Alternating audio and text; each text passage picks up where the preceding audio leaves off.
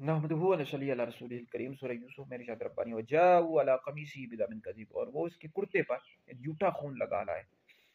حضرت سیدنا یوسف علیہ السلام کے جو بھائی تھے انہوں نے بکری کا ایک بچہ ذبح کیا، اور اس کا جو خون تھا حضرت سیدنا یوسف علیہ السلام کے کرتے مبارک پر لگا کر لیا، اور حضرت سیدنا یعقوب علیہ السلام کو دکھایا کہ دیکھیں جی یوسف کو بیڑیا کھا گیا۔ تو اس حوالے سے اگر آپ نے تفصیل کے ساتھ میری ویڈیو سنی ہے، قال یوسف لابیہ یا ابت، یہ آپ آیت مبارکہ لکھ کے مفتی دانش چادری میرا یوٹیوب چینل ہے، تو آپ سرچ کر لیں، تفصیل کے ساتھ آپ کو معلومات مل جائے گی۔ تو اس حوالے سے ایک بات یاد رکھیے کہ حضرت سیدنا یوسف علیہ السلام کے جو بھائی تھے، اللہ تعالیٰ نے ان کو توبہ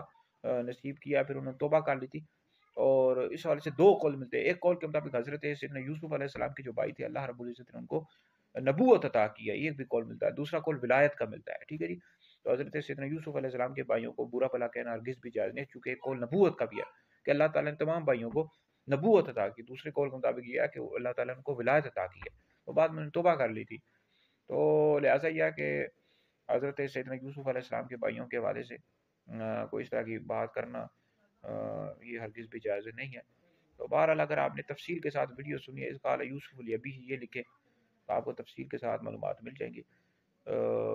یہ تفسیر کبیر، تفسیر خازن میں وغیرہ بھی تفصیل کے ساتھ آپ مطالعہ کر لیں، ویڈیو سنے دیگر لوگوں تک پہنچائیں،